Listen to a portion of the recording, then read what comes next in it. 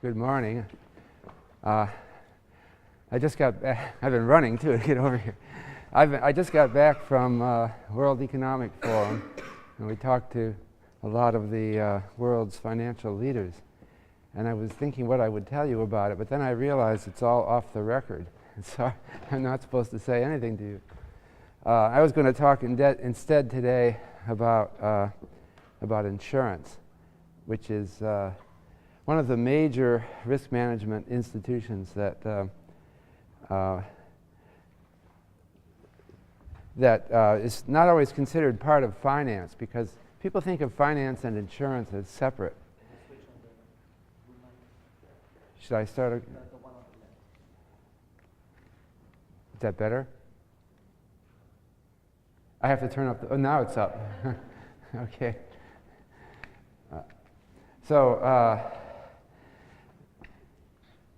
It's all about, we talked about basic principles of risk management in the preceding lecture.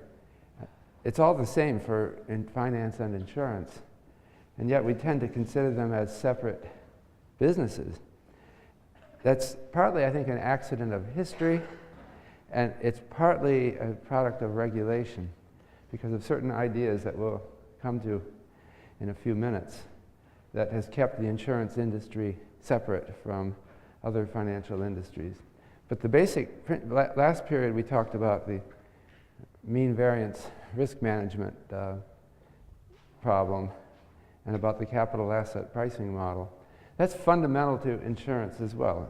The basic idea is pooling of risks and preventing people from being subjected to extreme risks through the concept of risk pooling. So what I wanted to start today is talking about insurance, starting with the concept of insurance. And then I wanted to reiterate a theme of this course, that financial institutions are inventions. They're structures that someone had to design and make work right. Sometimes they don't work right. Then I wanted to move to a particular example of insurance, which was, until recently, the biggest insurance company in the world, called the American International Group, or AIG. And it's particularly important that we talk about this example, because on March 2 we have the former CEO of AIG, Maurice Hank Greenberg, coming to our class. So I thought it's appropriate that we use AIG. Well, not only because it was the biggest insurance company in the world, but also because he's coming here. So, and then I want to talk about regulation of insurance, that the insurance industry has always been subject to government regulation. I'll talk about types of insurance. Your chapter in Fobosi et al. Is mostly about types of insurance. So I think you can mostly get that from the textbook, but I wanted to say some things about it. And then I was going to conclude with thoughts about insurance and how important it is to our lives and what progress it still has to make.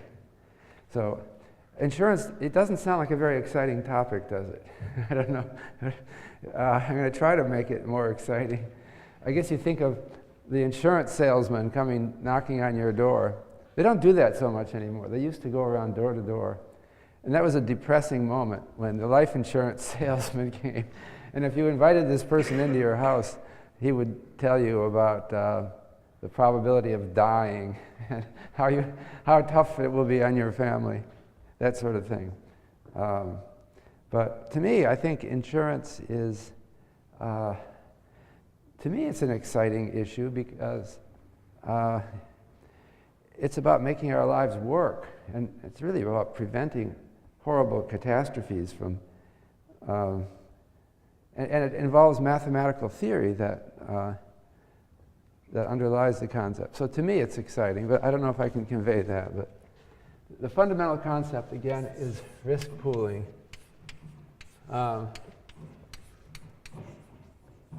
The idea of insurance goes back to ancient Rome, but only in very limited forms. But the idea of risk pooling is kind of an obvious one. People form organizations partly to risk pool. So in ancient Rome, a common form of insurance was death insurance that would pay funeral bills. And people in the ancient world believed that you had to get a proper burial or your soul would wander forever. So insurance salespeople associated with guilds or business organizations would sell funeral insurance. But they didn't have a very clear idea of the risk pooling concepts. It must have underlain their thinking. But it wasn't until much later that people began to understand the concept. There were examples of insurance throughout ancient and medieval times, but they're very blurred and sparse. I remember reading supposedly an insurance contract written in Renaissance Italy, translated into English, but it was hardly recognizable to me as an insurance contract. They didn't have the concepts down. It seemed to have a lot of religious language in it, which normally we don't think of as something that's part of an insurance contract. But it seemed like insurance came in the 1600s, at the same time that certain concepts of mathematics began to be developed. Notably, the concept of probability became more widely known in the 1600s. According to one historian, the oldest known description of the insurance concept goes back to Count Oldenburg. Actually, it's an anonymous letter to Count Oldenburg written in 1609. And the letter says, why don't we start, I'm paraphrasing at the moment, why don't we start a fund in which people pay 1% of the value of their home every year into the fund, and then we will use the fund to replace the house if there's a fire. And now, quoting this anonymous writer, this writer said he had no doubt that it would be fully proved if a calculation were made of the number of houses consumed by fire within a certain space in the course of 30 years, that the loss would not amount by a good deal to the sum that would be collected in that time. Okay? It was just intuitive. He said, there can't be that many fires. And if we collect that amount of money every year, we can pay for all the houses that are burned down. And so he didn't express any mathematical law, but it's the concept of insurance. You don't find that before 1609. So I guess we don't have any clear statement of insurance before then. Actually, you can find approximate statement of the law of large numbers. And I'm thinking of Aristotle, the philosopher. He wrote this is in ancient times, and I'm quoting from De Caelo, his book. Aristotle, to succeed in many things or many times is difficult.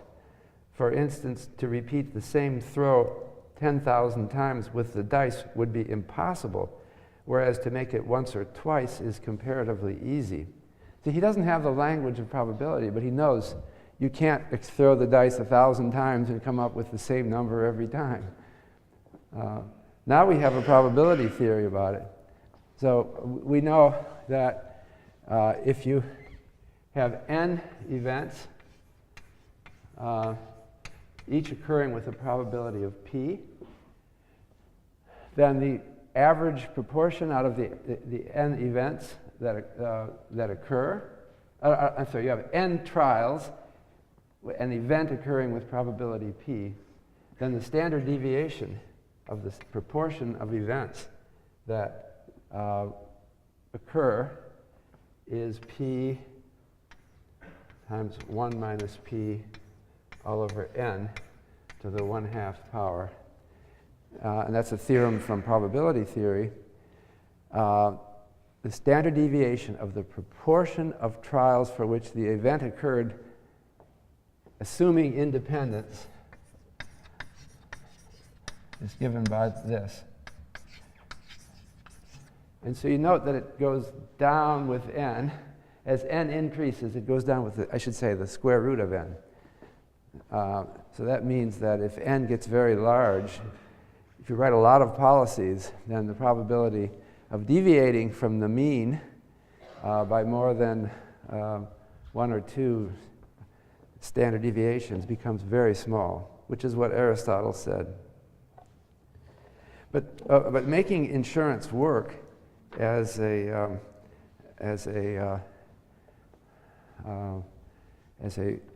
institution to actually protect people against risk is rather difficult to achieve, and that's because things have to be done right. So let me just remind you, what are the basic types of insurance? This is what Fabosi talks about. There's life insurance that insures people against early death. Of course, you still die.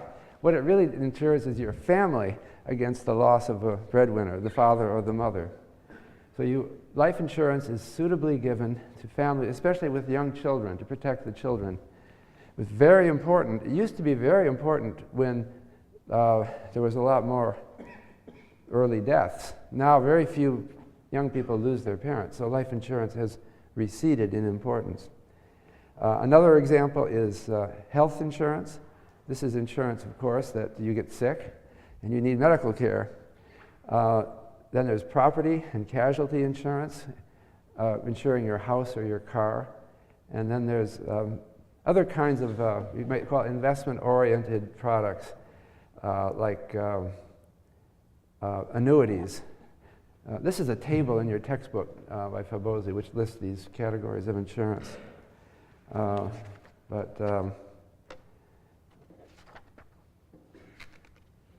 any of these insurance types are inventions, and I want to specify that we have the idea that an insurance company could be set up that would, say, insure houses against fires.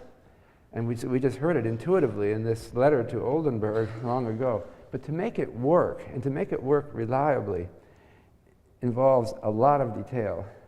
So it's like, you can think of the idea of making an airplane, but to make it really work and to make it work safely is another matter.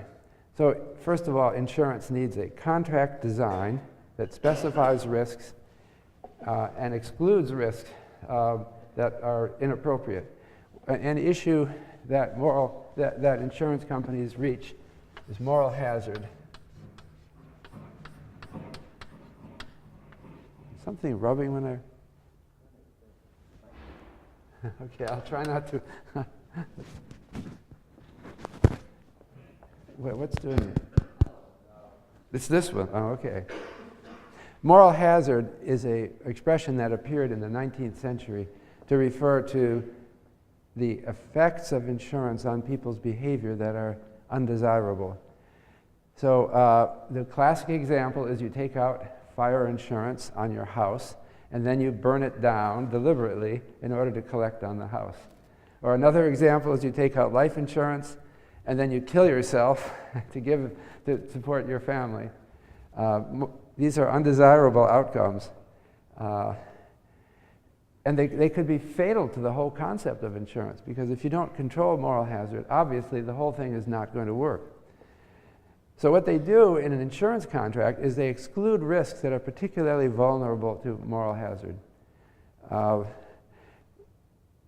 And so that means you would exclude certain causes of death that might look like suicide. You can do other things to control moral hazard than excluding certain causes. You can also make sure that you don't insure the house for more than it's worth, right? If someone insures a house, and the insurance does not cover the full value of the house, then there's no incentive to burn it down. You might as well just sell the house, right? No point in burning it down if you'll still lose a little bit of money. So that's one of the problems that insurance companies face, and part of the design of the insurance contract has to prevent moral hazard from becoming excessive. An analogous thing is selection bias. That occurs when, chalk keeps breaking. Selection bias occurs when the people who sign up for your contract know that they are higher risk, and so that they then want to, for example, health. People who know they have a terminal disease and are about to die, they'll all come signing up for your life insurance contract. That will put immense costs on the insurance company, and if they don't control the selection bias, they will have to charge very high premiums, and that will force other people who don't know they're going to die out of the business, out of buying insurance. And so that's a fundamental problem. That again, something has to be done to define the policy. So one thing you can do is exclude in life insurance certain causes of death that are likely to be known. And you only put on causes of death that people wouldn't be able to predict about themselves. Okay. Another aspect of insurance is that you have to have definitions of the very specific, precise definitions of the loss and what constitutes proof of the insured loss. If you're not clear about that, there's going to be ambiguities later, which will involve legal wrangling and dissatisfaction. We'll see in a minute that these problems are not minor, and they keep coming up. That's a constant challenge for the insurance industry. Then we need a mathematical model of risk pooling. Well, I just wrote one down here, but it might be more complicated in some circumstances. This is assuming independence. And that's, if you don't assume independence, you can make more complicated models. And then fourth, you need a collection of statistics on risks, and you need to evaluate the quality of those statistics. So, for example, in the 1600s, the people started collecting mortality tables for the first time. There was no data on ages at death. It began in the 1600s because people were building an insurance industry and they needed to know those things. Then you need a form for the company. What is the insurance company? Who owns it?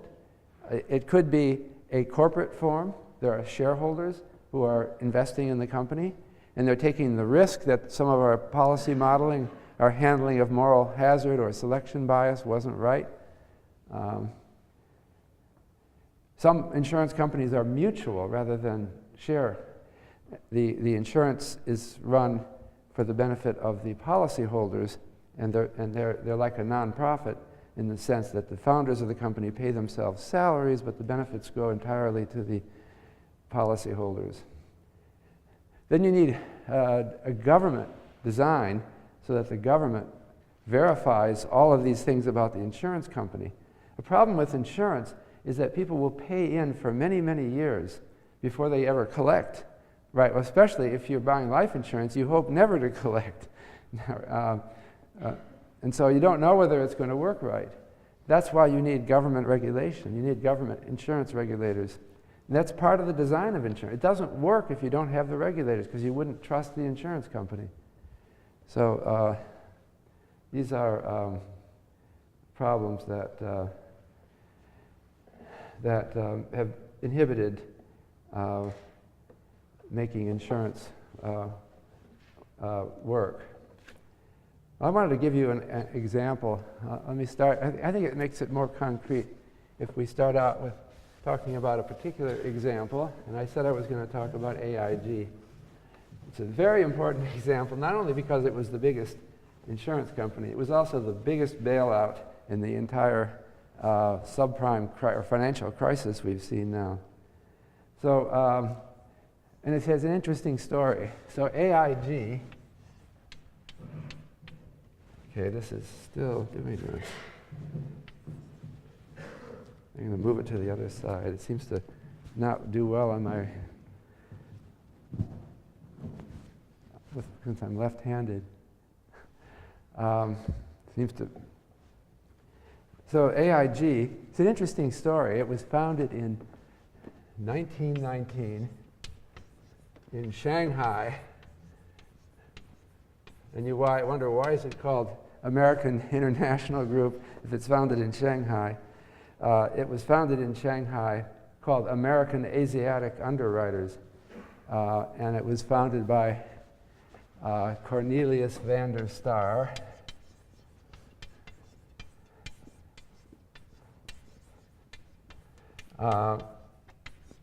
Who was an American who just decided to go to Asia and start an insurance business.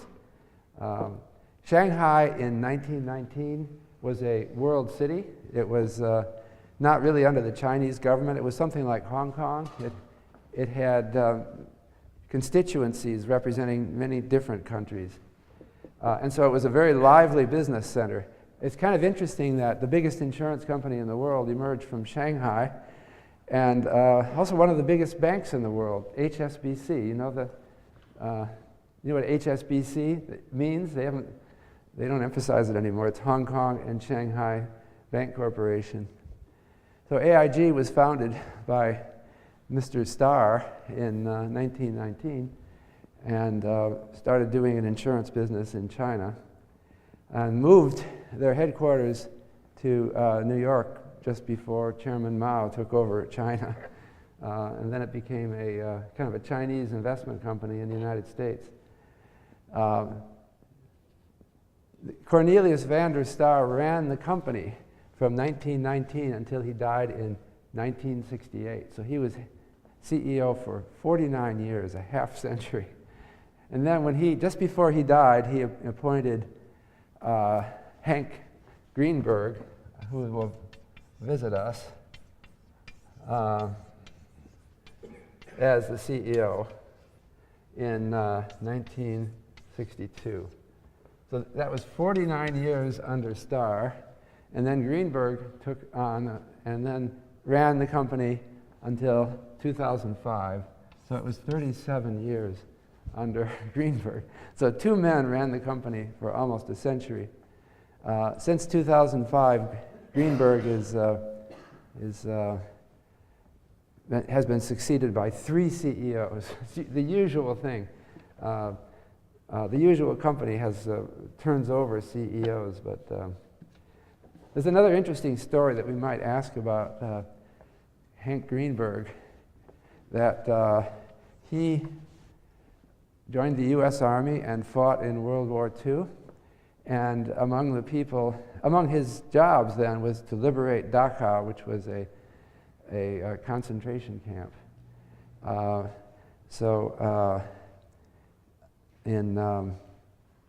This was not one of the extermination camps. It was a concentration camp for Jews and others under the Nazis.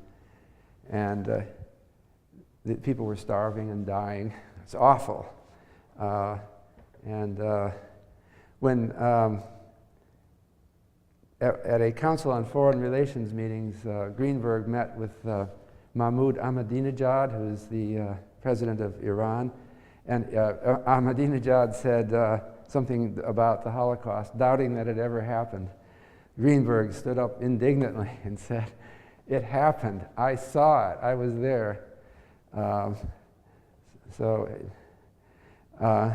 It's kind of interesting to me to think about this. There aren't very many people who, this is an aside momentarily. The other person I met who, do you know Jeffrey Hartman, who's a professor here at Yale in literature? He and his wife, both Jewish, were teenagers during World War II, and Hartman escaped by what they called Kindertransport, but his wife, Renee, was in another concentration camp. Not Dachau, it was in Bratislava, and she was starving to death. And it really happened, by the way. It's awful. And I asked her, "Why do you think they were starving you to death?" And she said, "We didn't know. We thought maybe they were keeping us as hostages or something." But so anyway, we could ask him about the about that.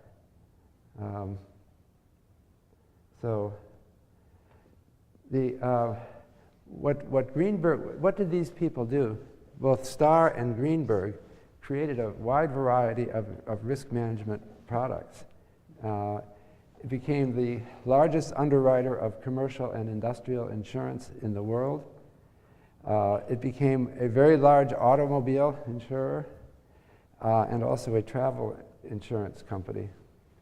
But Greenberg was forced out of the company after 37 years when Eliot Spitzer, who was the Attorney General for the state of New York, claimed that there were some irregularities, and Greenberg was forced to resign. It turns out, though, that nothing that Spitzer said has held up, and so apparently Greenberg was innocent of any of the allegations.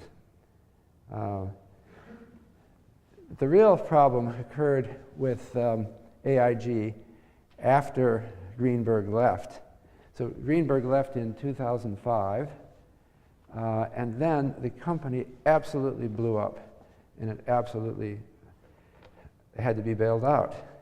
And the reason it had to be bailed out was it was primarily due, almost entirely due to a failure of the independence assumption, I would say, that underlay their risk modeling. Namely, the company became exposed to real estate risk. And the idea that their risk modelers had was that it doesn't matter that we take on risk that home prices might fall, because they can never fall everywhere. They can fall in one city, but it won't matter to us. That's just one city, and it all averages out. But what actually happened after Greenberg left was the company took huge exposures toward real estate risk, and it fell everywhere. Home prices fell everywhere. Just exactly what they thought couldn't happen. So the company was writing credit default swaps, which are, I told you about those before. They were taking the risk. They were insuring, basically, against defaults on companies whose credit depended on the real estate market. They were also investing directly in real estate security, in mortgage-backed securities that depended on the real estate market for their success. And when all this failed at once, the AIG was about to fail. That meant that the federal government decided in 2008 to bail out AIG. And the total bailout bill, well, the total amount committed by the US federal government was $182 billion.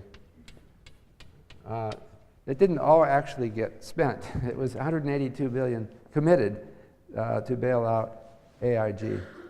That's a lot of money. I think that's the biggest bailout anywhere at any time. A lot of people are angry about this. Part of this bailout came from what we called TARP. This is the Troubled Asset Relief Program, which was created under the Bush administration. And it was the proposal of Treasury Secretary Henry Paulson. And it was initially run by Paulson. But it was not just TARP. There was also loans from the Federal Reserve. It was a complicated string of things that were done to bail out AIG. So why did they do that? Why did the government bail out this insurance company? The main reason why they did so was their concern about systemic risk.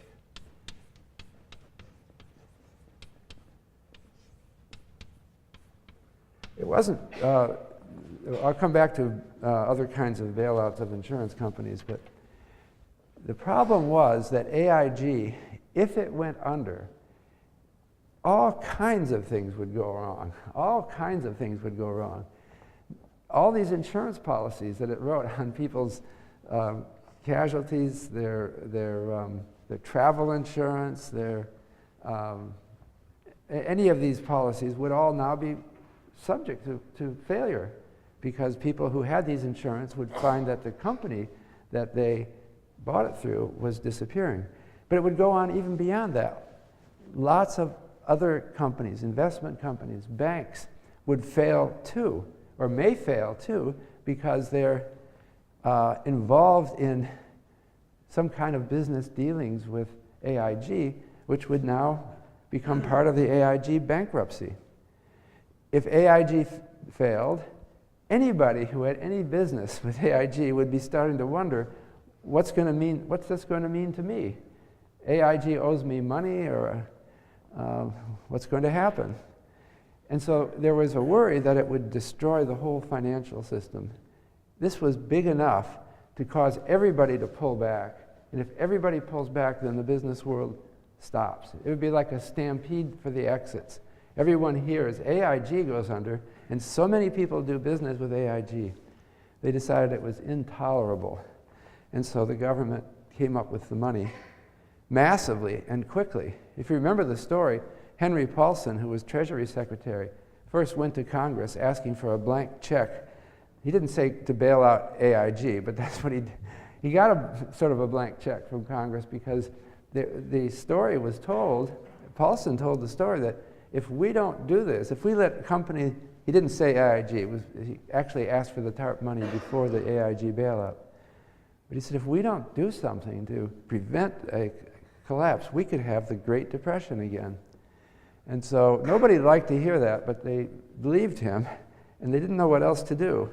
And so they allowed the TARP money, and they allowed the Federal Reserve and to bail out this company. But some people misunderstand what this in fact means, though, for the shareholders in AIG. The AIG shareholders lost almost everything because the government arranged the bailout in such a way that AIG got practically wiped out. The government took preferred shares in the company at a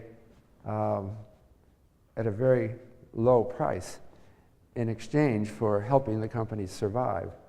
And that diluted down the other shareholders in the company into a very low status. The company lost over 90% of its shareholder value despite this bailout. In July of 2009, AIG did a 1-to-20 split. Remember I told you about splits before? Usually they do, that's a reverse split. Usually the stock goes up in a company and the shares which originally sold for $30 a share are now selling for $100 a share, and they think, well, that's too high a price per share, so let's do a 3-for-1 split, and let's make every share into 3 shares. That's the usual split story. This was going the other way massively. They made every 20 shares into 1 share. So if you look at the price recently, it's been something like $30 or $40 a share. That's what we do on the stock exchange. We always like to keep it. It's an American tradition. It's not so much true in other countries. They have different traditions about what is the preferred price about a stock. But so AIG the shareholders lost just about everything, right? So the public anger about a bailout of AIG is really a little bit inappropriate because they lost almost everything. They could have lost everything. This company did not fail. It was bailed out and it survived, but it lost almost everything. I think the real anger is not anger about the shareholders of AIG who lost almost everything. The real anger is that the business partners of AIG didn't lose anything, notably Goldman Sachs, which is a major partner taking the other side of contracts with AIG. It didn't lose a penny, all right? And, well, why didn't they? Why did they? But of course, Goldman Sachs was not being bailed out. It was not in danger. the government didn't know what to do with AIG because it felt that it was such a big company doing so many things that if we let them fail, who knows, Goldman Sachs might fail. The government didn't know. They didn't know whether Goldman Sachs might fail because they didn't have the information, because the regulators had not collected such information. So they decided the only thing they could do responsibly was to keep AIG alive, somehow alive, as an insurance company.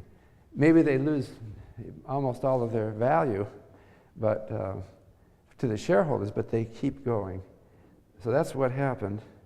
And AIG continues to this day. It survived after the bailout. Now, I wanted to talk about something else that many of you may not know about insurance companies, namely that we do have something like deposit insurance for insurance companies. Now, do you know when you go into a bank, there'll be a little sign saying FDIC insured? You notice that when you go into a bank?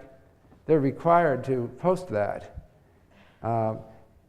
Bank accounts are insured by the Federal Deposit Insurance Corporation up to a limit, $250,000 now.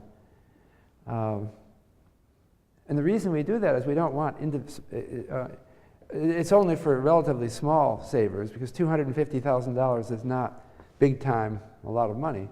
But we don't want innocent people who walk into a bank and put their money there to lose their money. So you wonder about insurance. Do we have something like that for insurance? Yes, we do. We have state insurance guarantee funds that protect insurance companies. They're not as old, though. The oldest insurance guarantee fund is 1941, and that's in New York. And this fund was the first, but now virtually every state in the United States has these funds. The Connecticut got its first insurance guarantee fund in 1972. These are supposed to protect you as an individual if you take out an insurance policy and then your insurance company, like AIG, blows up. So then you wonder, well, why didn't the Insurance Guarantee Fund handle AIG? Okay, do you have any idea what the answer is? Why do we need this special bailout? Well, maybe the answer is obvious. The Insurance Guarantee Fund, like the FDIC, is to protect the little guy, right? AIG was way too big for these state insurance funds. There's a limit to how much you can collect from a state insurance fund if your insurance company goes under. And in New York, it's $500,000. And in Connecticut, it's the same. And these are two of the most generous states. Typically, in a state in the United States, you only collect $300,000 maximum. Now, it may sound like a lot of money to you, but think of it this way. Suppose you bought a life insurance policy for your family. What would you typically buy? Ever thought about it? Well, you have 2 children, okay, and you're thinking of sending them both to Yale or someplace like that. It's going to cost you like $500,000 right there, right? Just sending them to college. So if that's all you get in your insurance, it's not enough, not big. So these are small. They don't guarantee you enough. There's another thing about, at least I know about the Connecticut Insurance Guarantee Fund, and that is that you can't play the trick that you do with the Federal Deposit Insurance Corporation. The Federal Deposit Insurance Corporation insures bank accounts for $250,000, all right? But all you do is you put your money over many different banks. So if you've got $2.5 million, you put it in 10 different banks, all right? The FDIC will insure every one of those, so you can insure $2.5 million. But Connecticut, the Connecticut Insurance Guarantee Fund won't do that. They'll limit you to $500,000 no matter how many different policies you got. There's another important difference between deposit insurance in banks and state insurance guarantee funds, at least in Connecticut. I know Connecticut does not allow an insurance company to advertise that they're insured. It's quite the opposite with deposit insurance, where the FDIC requires that they post that they're insured. So that's why you don't know about, why you don't hear about this. But there's a fundamental lesson I'm trying to get to with all of this, and that is that you have to look at the insurance company that you buy insurance from. It's still a wild world out there, in the sense that if you buy insurance from an insurance company and it goes under, well, you're protected up to $500,000, but beyond that, not. And you're supposed to watch out. Now, we also have state insurance regulators who are supposed to watch out that insurance companies are good, but they won't make good on you. So we have a Connecticut Insurance Department, for example, which regulates insurance companies. Now, another interesting thing about insurance that separates it from finance is that insurance is done by the state government. It's regulated, and the guarantee funds are state. The Federal Deposit Insurance Corporation is it's a national insurance program, but the state insurance programs but the insurance is done entirely by the states. And this makes it difficult to do business as an insurance company, because you have 50 different regulators in the United States. The United States is a particularly difficult place to handle. That's because we had the McCarran-Ferguson Act. McCarran-Ferguson Act in 1945, which specified that insurance regulation is entirely for the state governments. So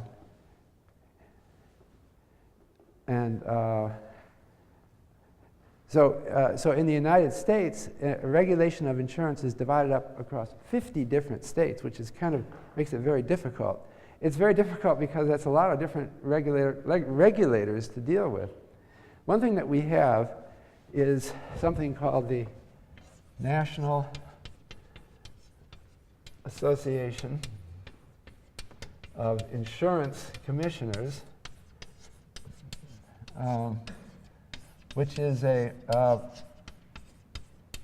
it's not a government organization, it's an association without any constitutional or any government definition, NAIC.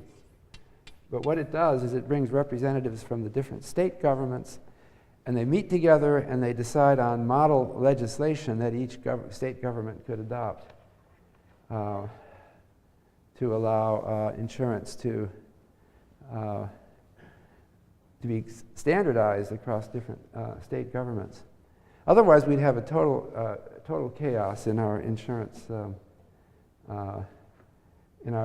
regulation.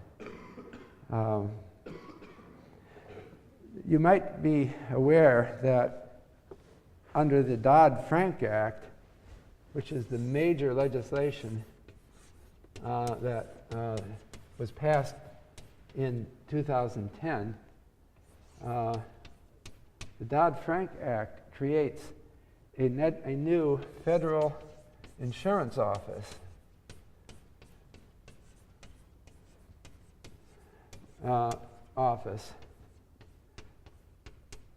So it sounds like the federal government in the United States is getting into insurance. But in fact, no, it's not. The federal government doesn't have any real involvement in the insurance industry. It's all regulated at the state level. It does have an involvement in a sense, because here's how it's going to work, apparently. The Federal Insurance Office was created to look at systemic risk of insurance. Because the AIG problem turned out to be a federal problem because it was so massive, the federal government doesn't want AIG bailouts to happen again. So the proposal was made by a number of people, well, why don't we regulate insurance at the national level? Other countries do that. Why don't we do that? But the American tradition is too strong to make such a major change. So what the Dodd-Frank Act did is it created this new office, and the Federal Insurance Office is going to collect information about insurance companies in order to discover which of them are proposing the kind of risk that AIG did, a risk that could bring down the whole system. So again, they're just looking at the problem that I highlighted at the beginning, that the whole insurance model assumes independence of risks, some kind of independence of risk so that pooling occurs.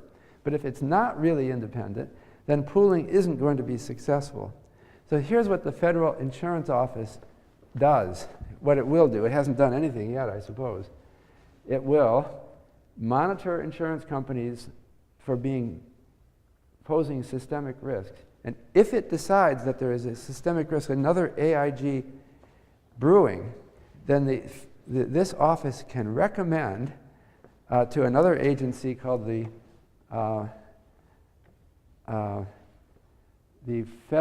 Financial Stability Oversight Commission, Financial Stability Oversight Commission, created by Dodd-Frank.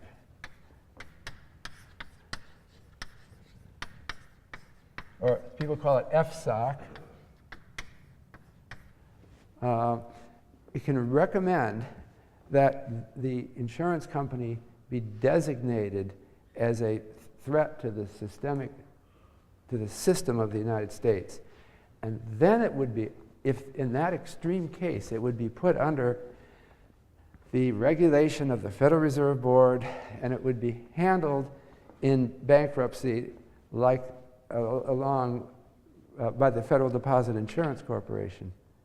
So what Dodd-Frank has done is left the state-regulated insurance companies unchanged, except as regards systemic risks.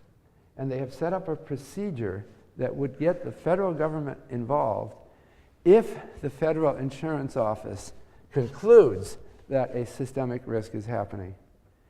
And the Dodd-Frank Act says very clearly, we will not bail out another insurance company the way we did AIG.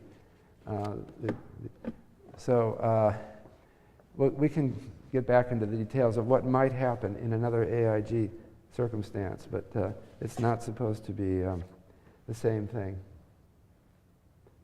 Well, I wanted to mention that there are other countries that have insurance guarantee funds, like the insurance guarantee funds that I mentioned in regards to Connecticut and New York. But they're newer, and they're not as, in many cases, they're newer, and they're not as effective. So I wanted to mention in the country of China, they have just created a China Insurance Protection Fund. It's like one of our state guarantee funds.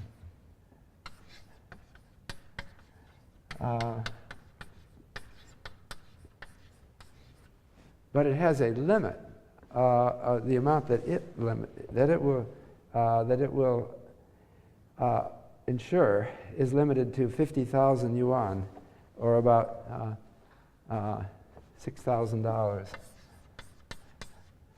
So that's much less developed. It's $500,000 in the United States. In China, it's at least they've got it now. Until 2008, there wasn't even any such Insurance Guarantee Fund. So anyway,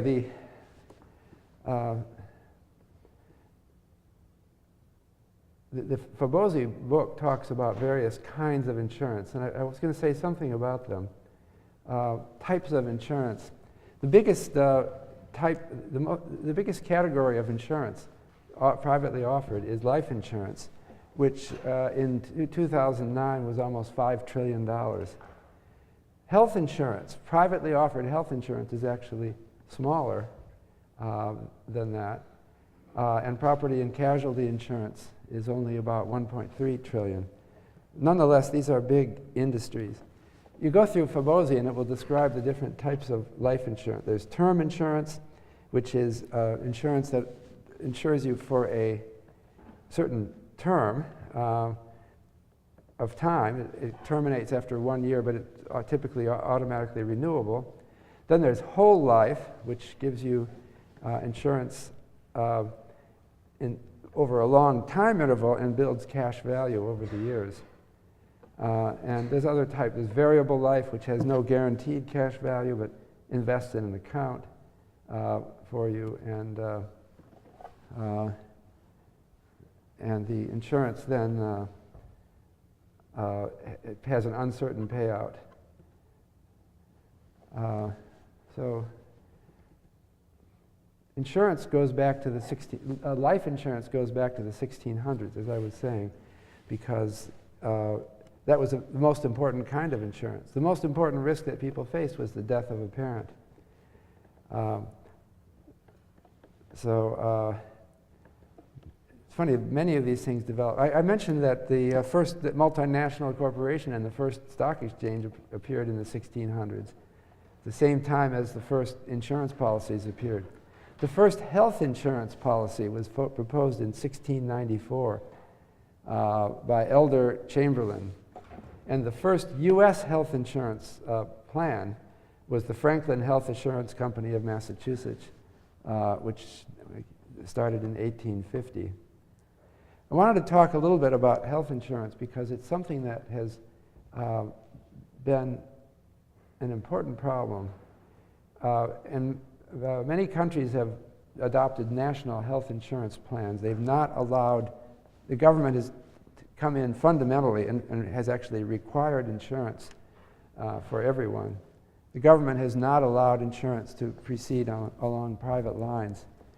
The United States, however, has had a tradition of more private or free enterprise and has tried merely to regulate insurance and not to impose it as a government plan.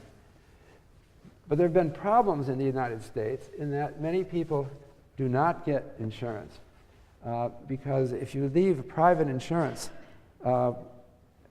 if you don't have a government plan on insurance, you start to deal with problems of moral hazard or selection bias that encourage many people not to buy insurance. If you think that the people who buy health insurance are the sick ones and you're not sick, you're not going to buy insurance. Moreover, there were other problems of moral hazard with insurance. One problem was if you have a private health insurance plan, the doctors have maybe an incentive to milk the insurance company, right? They can order too many procedures.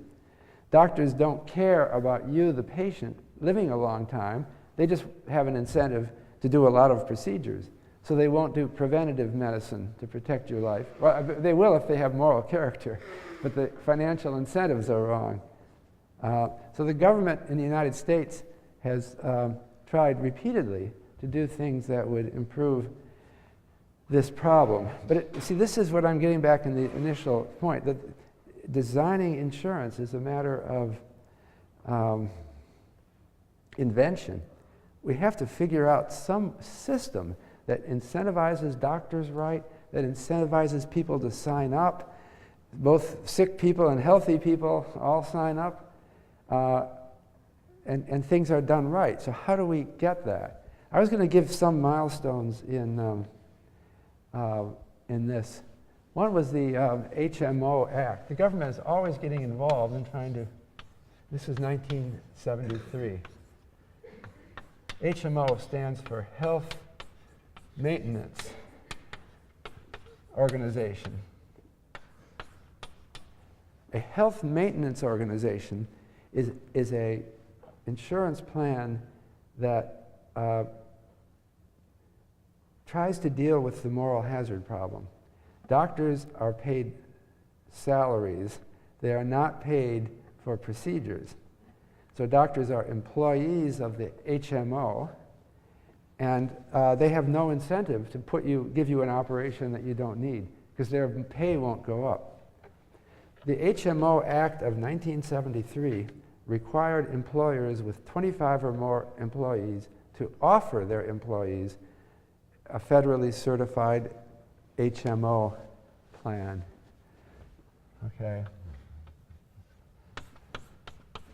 So one of the first HMOs, I'll say this because you know about them, was the Yale Health Plan.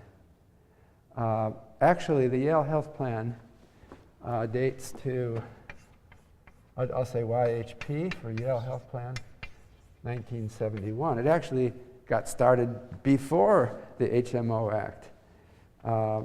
That's because people here at Yale were thinking along the same, there was talk then already about the importance of preventative medicine. And Charles Taylor, who was the Yale provost, liked the idea. I know it was being talked about in Congress, but Yale didn't even wait for the government to require it. We did it in advance.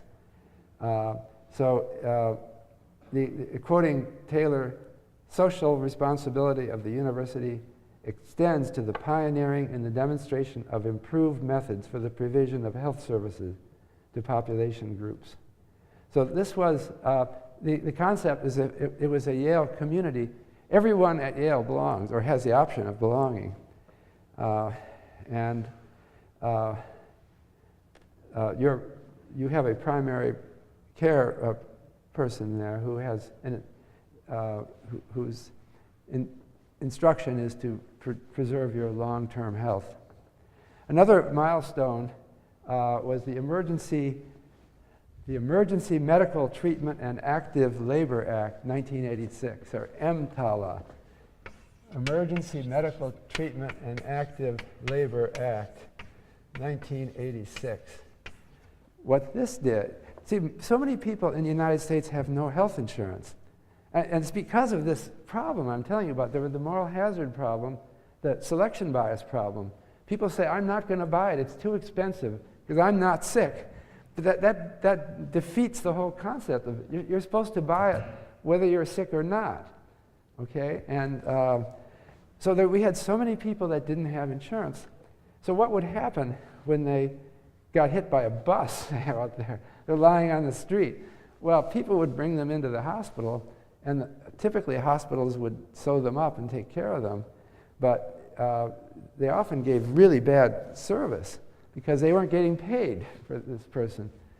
So what the EMTALA did in 1986 is it requires hospitals to take you in and take care of you.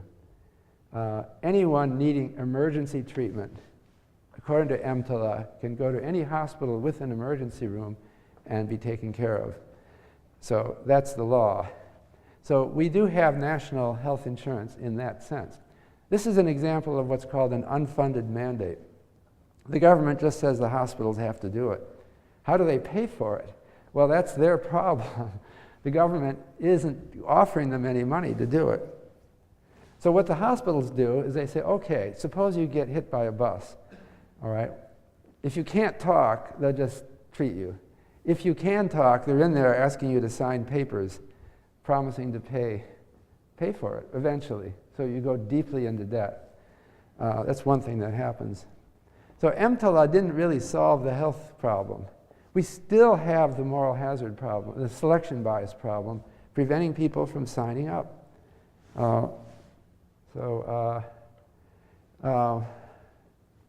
And we still have the HMO Act was supposed to put us all, did I spell, maintenance, I spelled this wrong. The HMO Act was supposed to get us all into HMOs. Well, you are all in an HMO because you're part of a community that gives it to you, but there's over 40 million uninsured Americans, and not even in any insurance plan. And people who don't have any health insurance miss diagnostic procedures. They get diabetes, they get high blood pressure, and so they're not treated until they're flat out and they're in the emergency room. And that's not the way to handle these conditions. So it's really not good what has happened.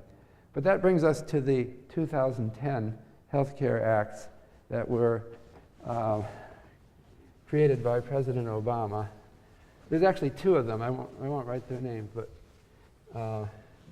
so in 2010, the U.S. government passed a landmark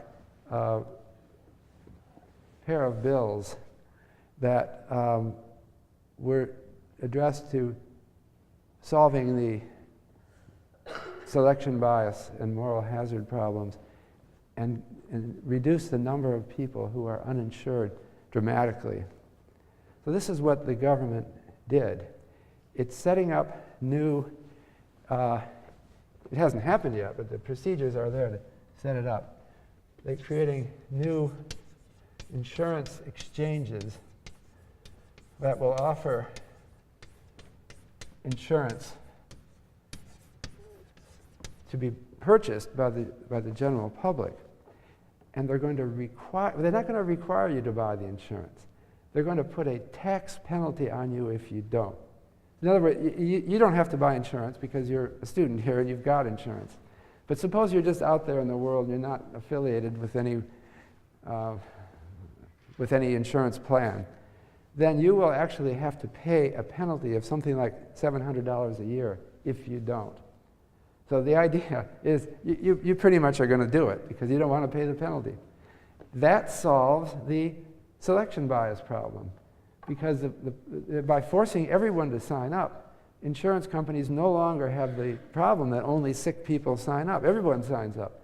So they can lower their premiums because it doesn't cost them as much per person when they've got healthy people now. So there's a penalty for individuals in not buying insurance, and there's a penalty for companies who do not buy insurance for their employees. That's another part of the selection bias problem. So we get almost everyone covered by insurance, and that will bring the cost down. Moreover, insurance companies that are on the new insurance exchanges cannot say no for pre-existing conditions. And this happens all the time now. If you already are sick, an insurance company is going to offer you a really high, they'll say we'll insure you, but we'll demand a really high monthly premium. And so you say, I can't afford that because it doesn't work. Now that won't happen. I wanted to conclude with some thoughts about the insurance industry and where it's going.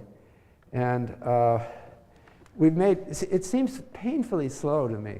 I talked about insurance being invented in the 1600s. That's 400 years ago. And still we had over 40 million Americans with no health insurance. Pretty obvious that we should have it. But we have problems making it work. And we still have problems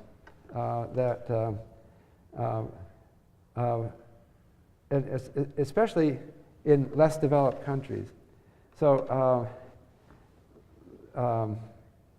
let me mention another insurable risk which was taken care of very badly. You know that last year there was a terrible earthquake in Haiti. The loss of life in Haiti and the loss of damages was generally not insured. There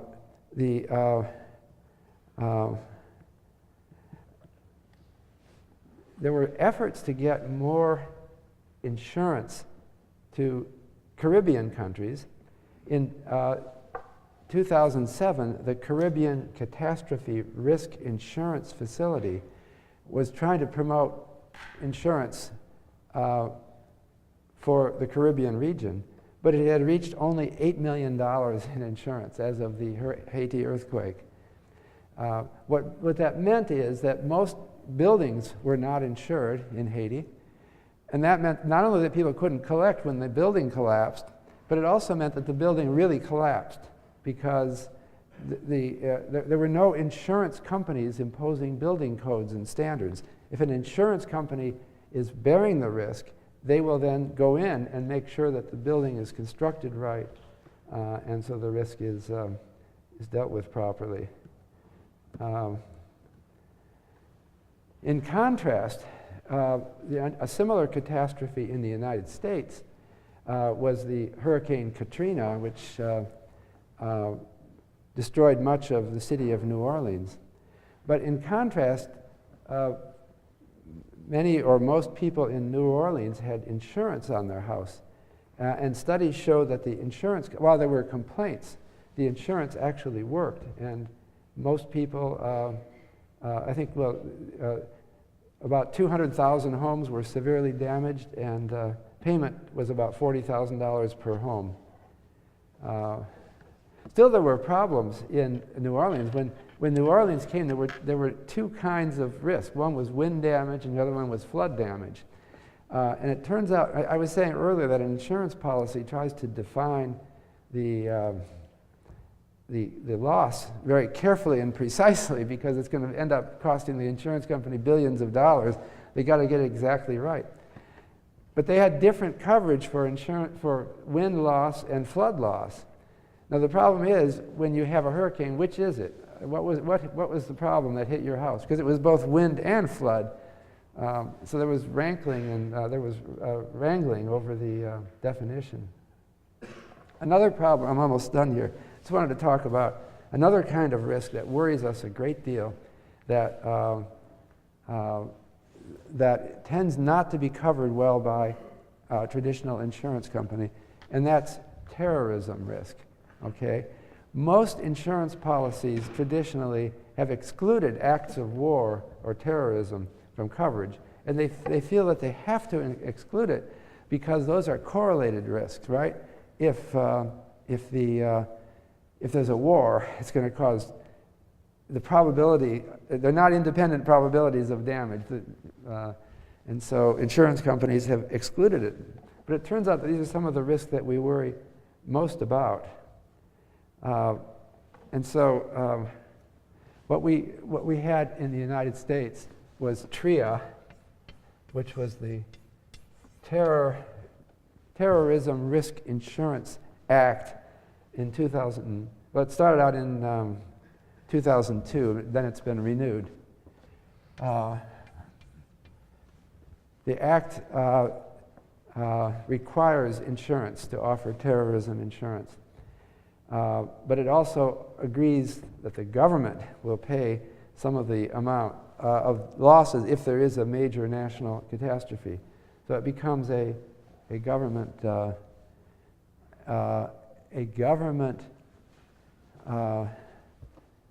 funded, or in the case of a huge, let's say, systemic problem caused by a massive increase in terrorism, the government will take up the major losses. So that is another important step, that we now have insurance against terrorism. It was something that had been excluded because of the systemic problem. The last thing I'll mention is catastrophe bonds. This is an insurance-like institution that has been developing slowly. A catastrophe bond is a bond that is used to finance the management of large risks. I'll give you an example. The Mexican government, in May of 2006, issued bonds totaling $160 billion, which need to be repaid only if Mexico does not have an earthquake, a major earthquake. So if you invest in Mexican catastrophe bonds, or cat bonds they're called, then you are helping Mexico against a systemic big risk. If Mexico City is hit by another earthquake, like the one that they had, it was about 20 years ago, it would be a huge cost to Mexico. The Mexican government has to, the Mexican government is not big enough to manage such a risk effectively. It's better if the risk is spread out over the whole world. So this is an example of a kind of risk management contract that extends the scope of insurance, actually making it more financial, because these bonds are actually sold and put into portfolios, and it doesn't look like insurance. It looks like a bond that deals with the insurance risk in a financial way.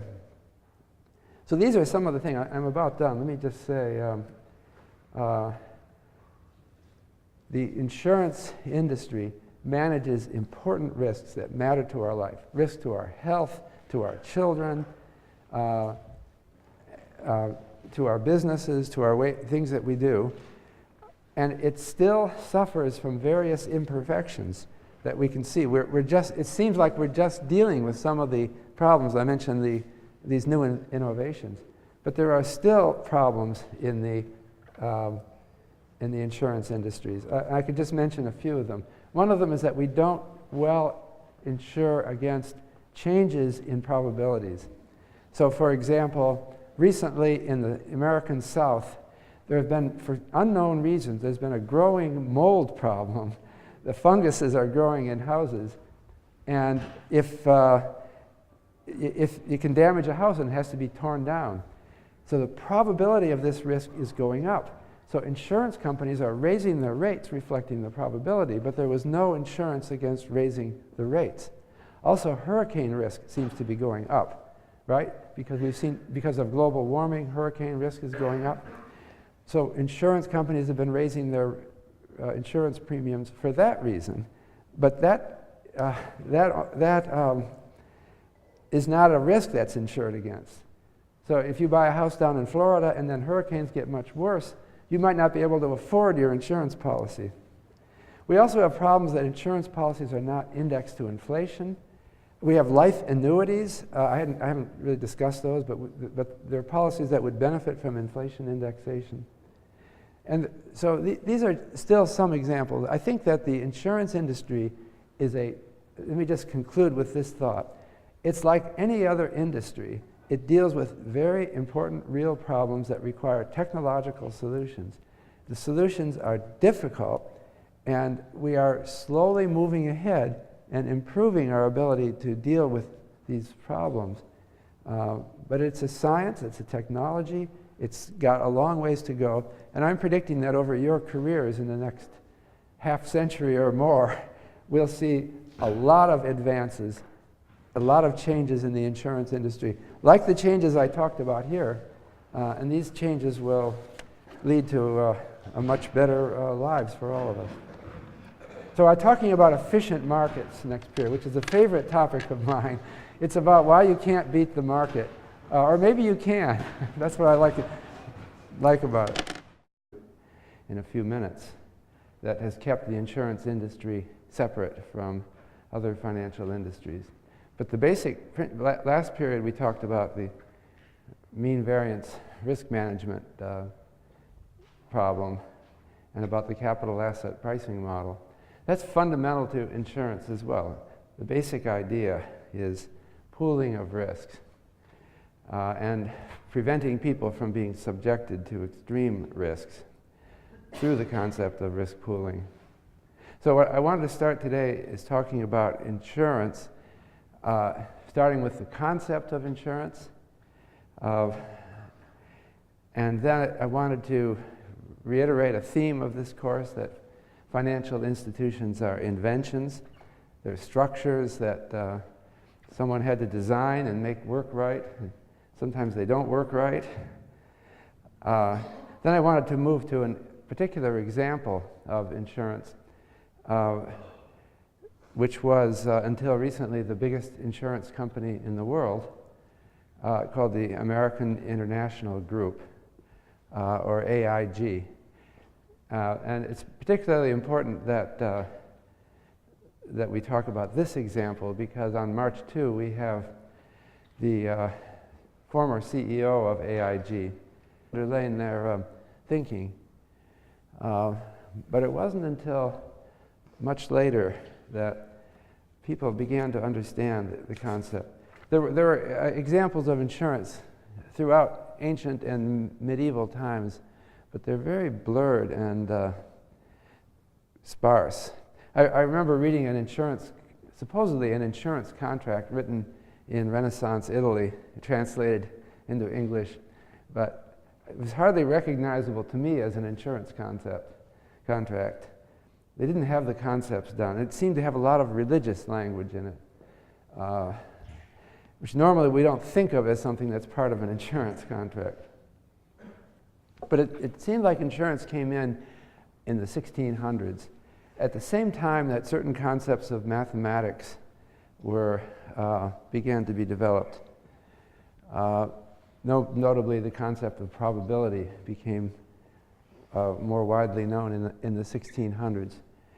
According to one historian, the oldest known description of the insurance concept goes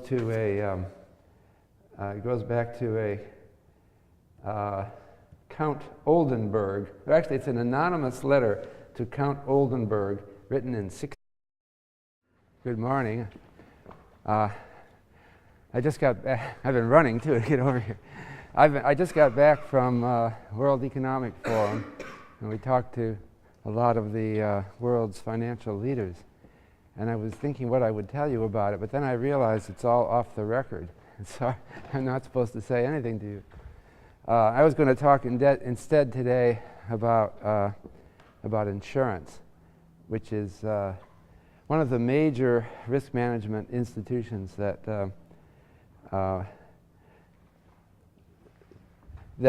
is not always considered part of finance, because people think of finance and insurance as separate.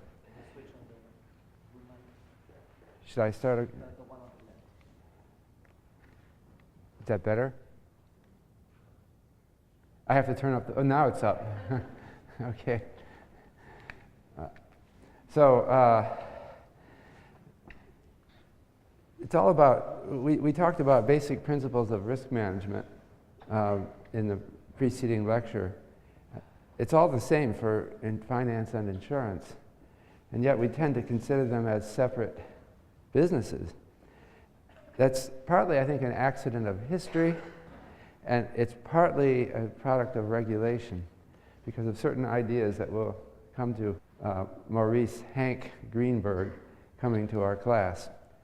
So I thought it's appropriate that we use AIG. Well, not only because it was the biggest insurance company in the world, but also because he's coming here. So, and then I want to talk about regulation of insurance, that the insurance industry has always been subject to government regulation. I'll talk about types of insurance. Your chapter in Fobosi et al. Is mostly about types of insurance. So I think you can mostly get that from the textbook, but I wanted to say some things about it. And then I was going to conclude with thoughts about insurance and how important it is to our lives and what progress it still has to make. So insurance, it doesn't sound like a very exciting topic, does it? I don't know. I'm going to try to make it more exciting. I guess you think of the insurance salesman coming knocking on your door. They don't do that so much anymore. They used to go around door to door. And that was a depressing moment when the life insurance salesman came. And if you invited this person into your house, he would tell you about the probability of dying and how tough it will be on your family, that sort of thing. But to me, I think insurance is, to me, it's an exciting issue because it's about making our lives work, and it's really about preventing horrible catastrophes from, and it involves mathematical theory that underlies the concept. So to me, it's exciting, but I don't know if I can convey that. But the fundamental concept, again, is risk pooling.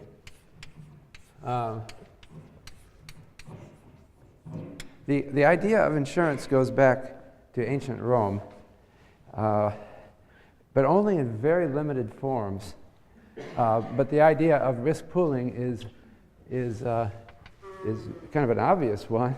People form organizations partly to risk pool. So in ancient Rome, a common form of insurance was death insurance that would pay funeral bills. And people in the ancient world believed that you had to get a proper burial or your soul would wander forever. So insurance salespeople associated with guilds or business organizations would sell funeral insurance. But they didn't have a very clear idea of the risk pooling concepts. It must have understood